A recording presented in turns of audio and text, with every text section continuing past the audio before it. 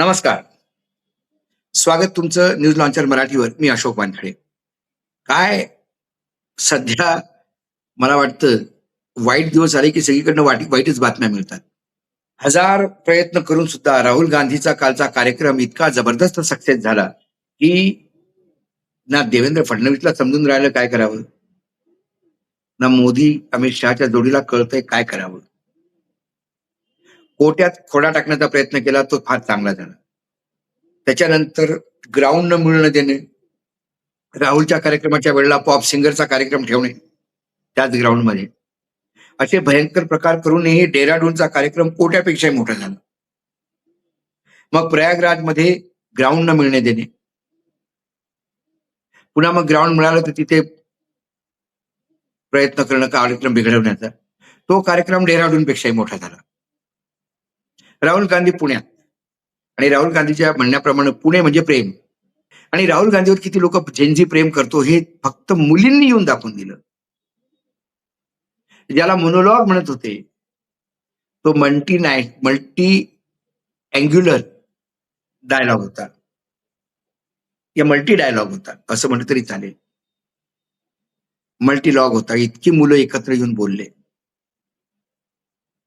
मुलांनी उठवलेले प्रश्न, न्यायपालिका, कार्यपालिका, विधायिका या सगळ्यांच्या तोंडात झापडा होत्या. एक एक लपड कसाटून मारलेली झापड होती. देवेंद्र फडणवीसचे दावे तोंडावर पडले, पण निर्लज्जताचा अमृतकाळ यांना लाजा वाटत नाही. हे प्रकरण संपलं तर दीपकेने अनाऊन्स केलं की 24 ऑगस्टला, म्हणजे 24 तारखेला आम्ही एक मोठी मीटिंग घेतोय, आणि त्या मीटिंगमध्ये आम्ही ठरवतोय, राष्ट्रीय कार्यकारिणी आमची, की केंद्र सरकारने जो आमच्यावर विश्वासघात केला त्याच्याबद्दल पुन्हा आम्हाला एक वेळा मैदानात उतरावं लागेल.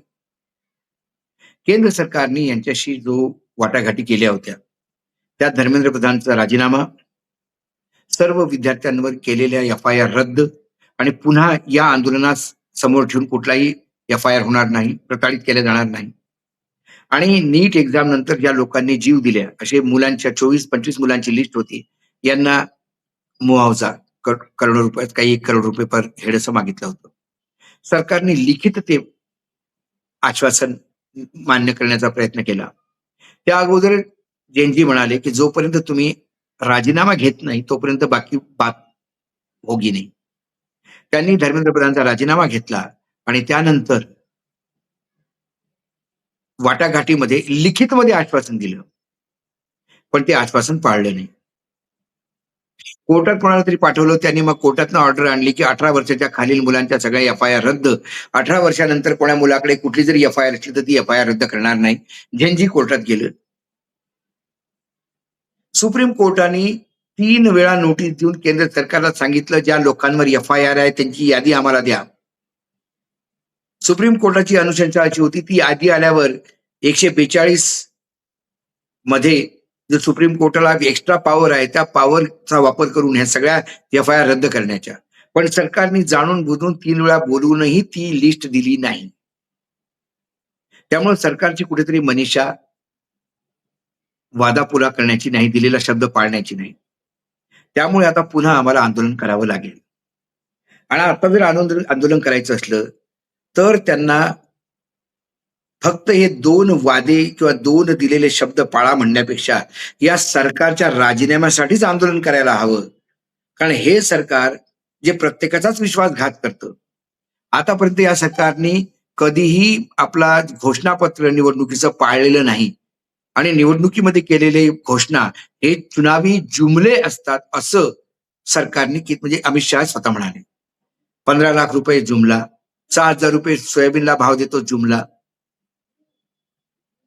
दुसऱ्याबद्दल नको ते त्यांच्या तोंडी टाकून आणि स्वतः मोठमोठ्या फुशारक्या मारून शेवटी आम्ही 2100 रुपये देतो, कधी देतो लाडक्या बहिणीला ते अजूनही सांगायला तयार नाही. लाडक्या बहिणींची केवढी मोठी लिस्ट होती, त्यातल्या किती लाख त्यांनी गायब केल्या हे तुम्हाला कळतं. त्यामुळे पुन्हा झेनजी रस्त्यावर उतरणार. तिकडे जयपूरचा अल्टिमेटमही 2 दिवसावर येऊन, म्हणजे 1 दिवसावर येऊन ठेपलाय. झेंझीचं प्रदर्शन कसं होईल, काय होईल, आणि या वेळेला फक्त 2 दिलेल्या आश्वासनावरच झेंझी चूप राहील की नाही हे पाहायला पाहिजे. चुकी मुख्यतः अभिजित दिपकेची होती. अभिजित दिपकेने याच्या अगोदर झालेल्या शेतकऱ्यांचं जे आंदोलन होतं, 1.5 ते 2 वर्ष शेतकरी दिल्लीला घेरा घालून बसले होते. 700 शेतकरी त्यात शहीद झाले. पण सरकार ते मस होत नव्हतं. पंतप्रधान म्हणतात, "ते शेतकरी मेले ते माझ्यासाठी मेले का?" पुढे उत्तर प्रदेशच्या निवडणुका आल्या आणि त्या निवडणुकीला घाबरून सरकारने 3 कायदे वापस घेतले. शेतकी कायदे. पण शेतकरी दिल्लीचा वेढा सोडायला तयार नव्हते. त्यांचं म्हणणं होतं, "अजूनही आमच्या काही मागण्या आहेत. एम-एस-पीला कायद्याचं रूप द्या." आणि बऱ्याचशा मागण्या. सरकारने त्यांना सांगितलं, की आम्ही 3 कानून तिन्ही कायदे वापस घेतलेले आहेत, शेतकी कायदे. आता तुमच्या सर्व मागण्या आम्ही मान्य करू. आम्ही तुम्हाला लिखितमध्ये देतो. आता तुम्ही आंदोलन संपवा. त्यांनी आंदोलन संपवलं आणि त्या मागण्या अजूनही तशाच बस्त्यात पडून आहे. त्यावर सरकार विचार करायला तयार. असाच प्रकार काही दीपकेसोबत झाला. दीपकेनी त्याच्याकडनं ती घ्यायला पाहिजे होती. पण त्यांना वाटलं, की सरकारने लिखित दिलं, त्यामुळं आता सरकार आमच्यासोबत राहील. नाहीतर त्यांनी ते आंदोलन चालू केलं असतं, तर आतापर्यंत त्यांच्या मागण्या पूर्ण झाल्या असत्या. आता त्या 2 मागण्यासाठी जर त्यांना पुन्हा रस्त्यावर यावं लागत असेल, तर मग यावेळेला सरकारचाच राजीनामा मागायला पाहिजे. कारण असं नकार्य सरकार पुन्हा तुमची एक मागणी पूर्ण करून दुसऱ्या मागणीसाठी पुन्हा तुम्हाला आंदोलन करायला लावेल. राहुल गांधी एफ-आय-आर टाकायला गेले. अरे एक एफ-आय-आर 2 मिनिटात त्यांनी करून दिली असती. पण राहुल गांधीला 8 तास त्यांनी थांबवलं. त्यात नुकसान बीजेपीचं झालं. राहुल गांधी हिरो बनले. सरकारला इतका गर्व आहे, की प्रत्येक गोष्ट मागितल्यावर सरकार देणं अपमान समजतं. अशा सरकारलाच घालवायला पाहिजे असं मला वाटतं. त्यामुळं पुढचं आंदोलन हे कसं असावं हे झेनझीने ठरवावं. झेन अल्फा पूर्ण देशात रस्त्यावर आहे. कारण शाळेंची स्थिती इतकी बेकार आहे, की झेन झीच्या दिलेल्या कॉलला झेन अल्फाने समर्थन दिलं आणि जांभूळचाळी शाळेचे विद्यार्थी रस्त्यावर आहेत. झेन झी म्हणजे झेन झेड, जनरेशन झेड रस्त्यावर, जनरेशन अल्फा रस्त्यावर, झेड नंतरचं. पण आश्चर्याची गोष्ट म्हणजे त्याच्या अगोदरचे जो जनरेशन, झेन एक्स आणि झेन वाय. झेन एक्स आणि झेन वाय हे कोण? जी लोक 1965 ते 1980च्या दरम्यान जन्मली, ती झेड एक्स. आणि 1981 ते 1996च्या दरम्यान जन्मलेली मुलं, ती झेन वाय. झेन एक्स आणि झेन वाय ही रिटायर्ड झालेली लोक आहेत. आणि पॅरामिलिटरी फोर्सचे रिटायर्ड लोक म्हणजे BSF, CISF, SSB, ITBP या सगळ्या ऑर्गनायझेशनचे रिटायर्ड लोक पुन्हा जंतर मंतरवर धरण्याला बसणार आहेत. कारण सरकारने पुन्हा सुप्रीम कोर्टमध्ये त्यांनी एक केस जिंकली. त्या जिंकलेल्या केसच्या विरुद्ध सरकारने एक कायदा आणला आणि आपली मनमानी केली. हे जितके पॅरामिलिटरी फोर्सेस आहेत, BSF आहे, CISF आहे, ITBP आहे, SSB आहे, हे सगळ्यांमध्ये IPS अधिकाऱ्यांचा इतका भरणा असतो की या लोकल जी एक कॅडर आहेत वेगवेगळ्या, त्यांना कधी प्रमोशनच मिळत नाही. मग सुप्रीम कोर्टाने एका केसमध्ये सरकारला आदेश दिला की 2 वर्षात सगळे IPS तिथनं बाहेर काढा हळूहळू आणि या लोकांना प्रमोशन करा. सरकारने त्याच्या विरुद्ध कायदा आणला आणि त्या कायद्यामध्ये या सगळ्या संघटनेमधलं जो डायरेक्टर जनरल सर्वात मोठं पद आहे, तो 100% IPS साठी, ऍडिशनल डायरेक्टर जनरल 67% IPS साठी, म्हणजे फक्त 33% त्या संस्थानासाठी, लोकल कॅडरसाठी, आणि IG मध्ये 50% लोकल कॅडरसाठी आणि बाकी 50% IPS अधिकाऱ्यांसाठी.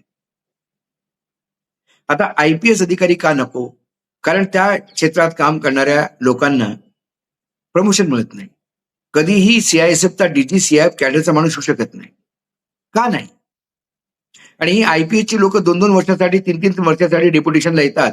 त्यांचं सगळं लक्ष आपल्या कॅडरमध्ये असतं, आपल्या राज्यात असतं, आपल्या स्वतःच्या प्रमोशनसाठी असतं. त्यामुळे ते आता त्या पर्टिक्युलर संघटनेसाठी ते काही कामच नीट करू शकत नाही.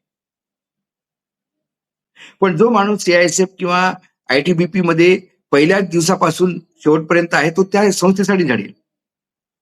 पण या जर कॅडर बेस जर प्रमोशन असलं, तर मग ते केंद्र सरकारच्या हाताखालचे गुलाम नसतील, ते स्वतंत्र विचार करणारे असतील.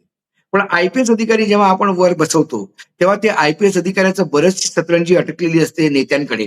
त्यामुळे जसे नेता म्हणतात तसं ते आपल्या संघटनेला वापरतात. असाच पॅरेड गनचा उपयोग झालेला आहे CISFच्या कर्मचारीद्वारा या आंदोलनामध्ये.